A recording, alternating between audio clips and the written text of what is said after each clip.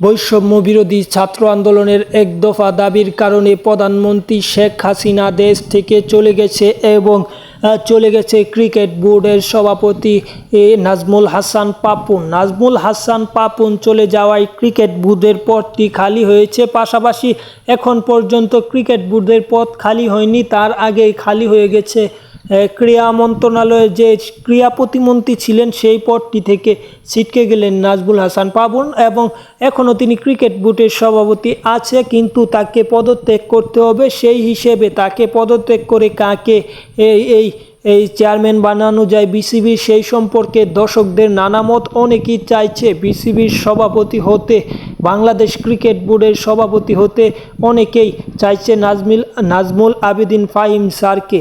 সব কিছু মিলিয়ে নাজমুল আবেদিন ফাহিম অত্যন্ত ভালো একজন অভিজ্ঞ মানুষ, সেই হিসেবে তাকে যদি ক্রিকেট বোর্ডের দায়িত্ব দেওয়া হয় তাও ভুল হবে না। যাই হোক, সরকার যে সিদ্ধান্ত নেবেন, মানে অন্তর্বর্তীকালীন সরকার, তাই হবে। যাই হোক, খেলাধুলার আপডেট পেতে চ্যানেলটি সাবস্ক্রাইব করে পাশে থাকুন এবং পাশে থাকা বেল আইকন বাজিয়ে রাখুন।